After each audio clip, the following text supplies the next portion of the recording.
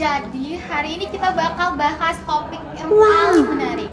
Mau tahu gak topiknya apa? Jadi topik hari ini yaitu tentang pasar bisnis. Nah, ya, biasanya kan kita ngomongin pemasaran ke konsumen biasa ya, tapi ternyata ada juga pemasaran antar perusahaan dan itu punya cara yang berbeda.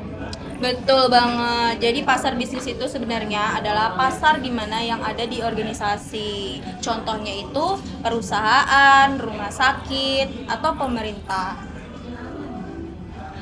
Oh, jadi beda banget ya sama kita yang beli barang buat kebutuhan pribadi. Iya, terus ada yang lebih menarik nih. Pembelian di pasar bisnis itu jumlahnya lebih sedikit, tapi sekalinya beli bisa dalam jumlah banyak.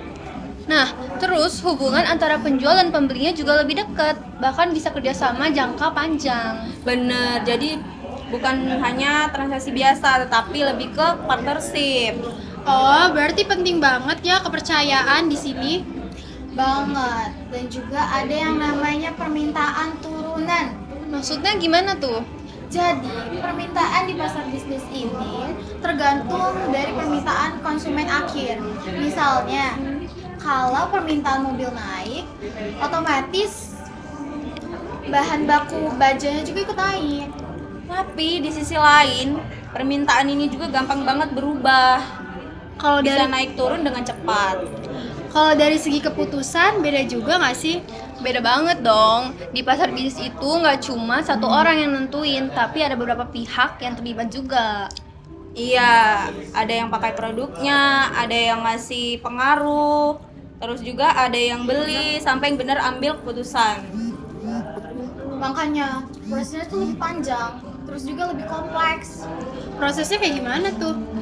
Mulai dari ada kebutuhan, terus menentukan supplier, cari supplier, menentukan penawaran sampai mendapatkan supplier yang terbaik.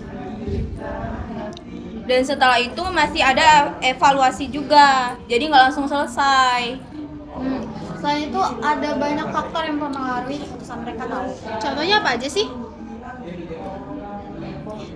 Contohnya ya, bisa dari kondisi ekonomi, kebijakan perusahaan, terus juga hubungan antar orang di dalam tim, dan juga sampai karakter pribadi masing-masing. Di era sekarang juga kan teknologi punya peran yang besar ya. Banyak perusahaan pakai sistem digital untuk pembeliannya. Iya, jadi dia tuh lebih cepat dan juga transparan dan efisien. Yang aku tangkap sih hubungan jangka panjang ini penting banget ya. Betul banget. Supplier itu ya bukan cuma penjual doang, tapi dia juga bisa jadi partner tau. Jadi kesimpulannya pasar bisnis itu lebih kompleks ya dibanding oleh pasar konsumen. Makanya kepercayaan dan kerjasama itu juga kunci utama. Tapi juga punya peluang besar kalau kita memahami cara kerjanya. Setuju banget.